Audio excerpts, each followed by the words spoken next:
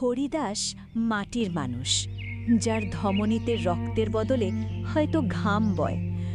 ভোর থেকে সন্ধে পর্যন্ত সে এই মাঠের রুক্ষ মাটিতে সোনার স্বপ্ন বুনে চলে, কিন্তু ভাগ্যের এক নিষ্ঠুর পরিহাসে এই মাটি তাকে কেবল হাড় ভাঙা খাটুনি উপহার দেয়, বিনিময়ে পেট ভরে খাওয়ার মতো ফসল দেয় না। অভাব তার ছায়ার মতো পিছু ছাড়ে না, যেন সে এক অভিশপ্ত বৃত্তে বন্দী। ফিরে এসেছো তুমি। আমি ভেবেছিলাম মাঠ থেকে আজকে তুমি ভালো খবর নিয়ে আসবে, কিন্তু তোমার মুখ দেখেই তো সব বুঝতে পারছি। ওগো, হাঁড়িতে আজ এক দানা চাল অবশিষ্ট নেই। কাল রাতে যা একটু চাল ছিল সেটাও শেষ হয়ে গেছে। দেখো, এই হাঁড়িটার মতো আজ আমাদের জীবনটাও ফাঁকা। আজ দুপুরে কি রান্না করব বলতে পারো? শুধু জল খেয়ে কতক্ষণ থাকা যায়? আমরা না হয় সইব, কিন্তু আমাদের ছোট্ট মেয়েটা, সে কি থাকতে পারবে? আমি মা হয়ে তার মুখের দিকে তাকাতে পারছি না। হরিদাস সেখানেই মাথা নিচু করে দাঁড়িয়ে থাকে, তার মুখে কোনো উত্তর নেই। চুপ করে থেকো না। এই যে পাথরের মতো দাঁড়িয়ে আছো, এই নীরবতা কি আমাদের পেটের আগুন নিভাবে? তোমার এই মৌনতা কি ভাতের অভাব মেটাবে? কিছু একটা তো বলো। পাড়া প্রতিবেশী কাছে কত আর মুখ লুকাবো? দোকানদার আজকে পরিষ্কার জানিয়ে দিয়েছে, পুরনো দেনা শোধ না করলে এক ফোঁটা নুনও দিবে না। আমার কাছে কোনো উত্তর নেই কমলা। আমি কি চেষ্টা করছি না? ভোর থেকে পিঠ পুড়িয়ে রোদে কাজ করছি, কিন্তু ভাগ্য যে আমার হাত পা বেঁধে রেখেছে। মহাজনের ঋণ পাহাড় সমান হয়েছে, জমিও ফসল দিচ্ছে না। আমি আজ নিজেকে বড় দোষী মনে করছি, নিজেকে অপরাধী মনে হচ্ছে। আমি তোমাকে দোষ দিচ্ছি না, কিন্তু এভাবে হাত গুটিয়ে থাকলে তো আর আমাদের মরণ ছাড়া গতি নেই। আজ কত দিন হয়ে গেল মেয়েটার মুখে মাছের ঝোল এক টুকরো দিতে পারলাম না। পাশের বাড়ির সমতির মা আমায় জিজ্ঞেস করছিল, আমরা কি আজ না খেয়ে আছি? আমি লজ্জায় মাথা নিচু করে চলে এসেছি। ঘরের অভাব যখন রাস্তায় বেরিয়ে পড়ে, তখন বেঁচে থাকাটা বড় যন্ত্রণার হয়ে দাঁড়ায়। তুমি কি ভাবছো আমার বুক ফেটে যাচ্ছে না যখন পুই এসে খাবারের কথা বলে? আমার ইচ্ছে করে এই মাটির ছিঁড়ে ভিতরে ঢুকে যাই, কিন্তু কি করব? তার কাছে হাত পাতবো? সবাই তো নিজের মতো করে ব্যস্ত। আমাদের মতো ছোট চাষের খবর কে রাখে? কমলা, আজকের দিনটা জল খেয়ে কাটিয়ে দাও। আমি দেখি শহর থেকে কেউ কোনো কাজের কথা আনে কিনা। মা, ও মা, স্কুলে দেরি হয়ে যাচ্ছে তো, তাড়াতাড়ি টিফিনটা দাও না। আজ কিন্তু শুধু জল মুড়ে দিও না। কাল স্কুলে সুমিতার মা ওকে বড়া দিয়েছিল, দেখতে কি সুন্দর। আজ আমার জন্য কি করেছো মা? আজ সকালে একটু দেরি হয়ে গেল রে মা। চুলায় আগুনটা ঠিক মতো ধরছিল না। তুই আজ বরং স্কুলে গিয়ে খেয়ে নিস। না হয় হেডমাস্টার মশাই তো তোদের প্রতিদিন ডাল খিচুড়ি খেতে দেন, আজ না হয় সেটাই পেট ভরে খেয়ে নিস। রোজ কি স্কুলের খিচুড়ি ভালো লাগে মা? মাঝে মাঝে তোমার হাতে সাদা ভাত খেতে ইচ্ছে করে।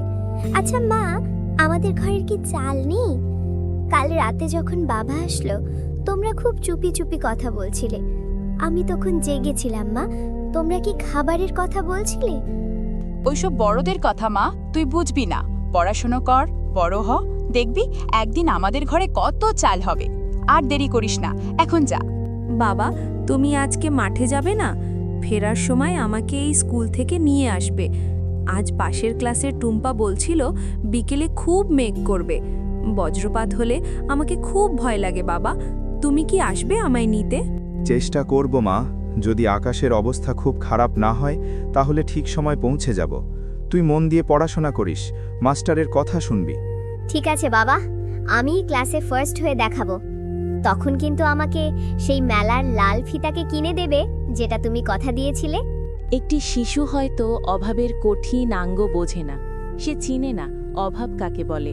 সে বোঝে না ঘরের থমথমে নীরবতা, সে বোঝে না বাবার চোখের কোণে আসা জল, কিন্তু সে ঠিকই অনুভব করতে পারে তার নিষ্পাপ আবদারগুলো দারিদ্র্যের দেয়ালে ধাক্কা খেয়ে ফিরে আসে।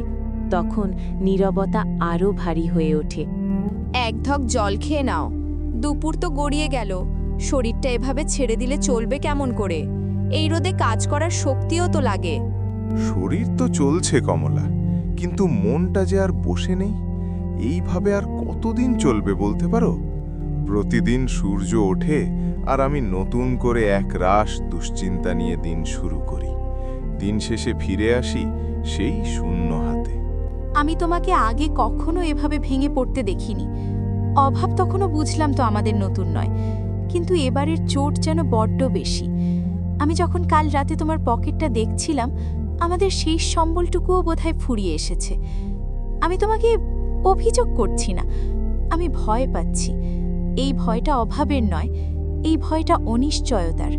কষ্টের ভয়ে? আমি জানি কমলা, আমি জানি তুমি অভিযোগ করছো না, কিন্তু তোমার এই চুপ করে থাকা চোখের জল আমাকে চাবুকের মতো মারে। আমি তো হাল ছাড়িনি। তুমি কি দেখো না আমি কিভাবে মাটির সাথে লড়াই করি? কিন্তু প্রকৃতি যখন মুখ ফিরিয়ে নেয়, তখন মানুষের লড়াইটা বড় হাস্যকর শোনায়।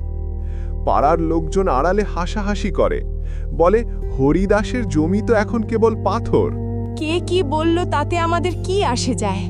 কিন্তু ঘরে যখন চাল থাকে না, যখন পরনের শাড়িটা আরও একটু ছিঁড়ে যায়, তখন নিজেকে খুব অসহায় মনে হয়। আমি ভয় পাচ্ছি, আমরা কি ভিখারি হয়ে যাব? আমাদের মান সম্মান কি তবে এই ধুলোতেই মিশে যাবে? না, তা হতে দেব না। কিন্তু আমার ভয় আরও বেশি আমাদের মেয়ে পুইকে নিয়ে। সে বড় হচ্ছে, তার পড়াশোনা, তার বিয়ে, এই সব ভাবলে রাতে আমার ঘুম আসে না। মেয়েটা আজ লাল ফিতের কথা বলছিল, আর আমি পকেটে হাত দিয়ে দেখলাম সেখানে শুধু কয়েকটা ফুটো। পরিবারকে যদি এক চিলতে সুখ দিতে না পারি, তবে এই হাড় ভাঙা খাটুনি আর পুরুষ মানুষ হবার সার্থকতা কোথায়? হারিও না, তুমি ভেঙে পড়লে আমি কার ওপর ভরসা করব? অভাব হয়তো আমাদের শরীরটা পুড়িয়ে দিচ্ছে, কিন্তু আমাদের মনটাকে তো পোড়াতে দেব না। তুমি কি ভুলে বেঁচেছ? আগেরবার যখন বন্যা হয়েছিল, আমরা শুধু মুড়ি খেয়েও তো মাস কাটিয়েছিলাম। এবারও কি কোনো পথ মিলবে না? পথ হয়তো আছে, কিন্তু সেই পথটা কোথায় আমি জানি না। মাঝে মাঝে মনে হয় সবকিছু ছেড়ে দিয়ে কোথাও হারিয়ে যাই, কিন্তু তোমাদের মায়া আমায় আষ্টপৃষ্টে বেঁধে রেখেছে। এই লড়াইটা সহজ নয় কমলা, এই লড়াইটা টিকে থাকার। দিনের আলোতে মানুষ নিজেকে কর্মব্যস্ততার আড়ালে লুকিয়ে রাখতে পারে, কিন্তু রাত যখন গভীর হয়, তখন নির্জনতা মানুষের ভিতরের ক্ষতগুলোকে খুঁচিয়ে বের করে আনে।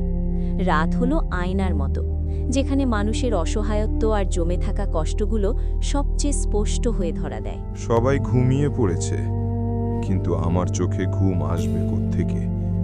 খিদের জ্বালা পেটে শোয়া যায়, কিন্তু মনের ভেতরে যে অভাবের জ্বালা, সে তো ঘুমাতে দেয় না। আমি কি সত্যি একজন ব্যর্থ বাবা, একজন ব্যর্থ স্বামী? এই হাত দিয়ে কত মাটি খুঁড়লাম, কত ঘাম ঝরালাম। লোকে বলে পরিশ্রম করলে লক্ষ্মী আসে, তবে কি আমার পরিশ্রমে কোনো খাত ছিল, নাকি ঈশ্বর আমার উপর থেকে চিরতরে মুখ ফিরিয়ে নিয়েছেন? পাশের বাড়ির কালুও তো আমার সাথে চাষ শুরু করেছিল। ওর ঘর আজ ফসলে ভরা, আর আমার ঘর কেন কেবল হাহাকারে পূর্ণ? মা বসুমতী, তুমি কি আমার উপর খুব রাগ করে আছো? আমি তো কোনো অধর্ম করিনি, কারো ক্ষতি করিনি, তবে কেন আমার ঘরেই কেন বারবার নুন আনতে পান্তা ফুরোয়? আজ যদি আমি না থাকি, তবে এই মেয়েটার কি হবে? এই অসহায় স্ত্রীটার কি হবে? মাঝে মাঝে মনে হয় সব শেষ করে দিই, কিন্তু ওদের মুখগুলোর মায়া, এই টান, এটাই কি আমার সবচেয়ে বড় শাস্তি? হে দয়াময়, আমি তো অঢেল সম্পদ চাইনি, আমি তো রাজা হতে চাইনি, আমি তো রাজা হতে চাইনি। আমার হাড় ভাঙা খাটুনির সামান্য প্রতিদান কি পেতে পারি না? অন্ধকার তো চারপাশ থেকে ঘিরে ধরছে, কোথাও কি এক ফোঁটা আলোর রেখা নেই? আমার মেয়েটার হাসি মুখ দেখার জন্য আমি আরও 1000 রাত জেগে থাকতে রাজি আছি। শুধু একটু পথ দেখাও, শুধু একটু আশা দাও। পরের দৃশ্যটি দেখার জন্য আমাদের চ্যানেলটা অবশ্যই সাবস্ক্রাইব করে রাখবেন আর গল্পটি কেমন লেগেছে অবশ্যই কমেন্ট করতে ভুলবেন না। ধন্যবাদ।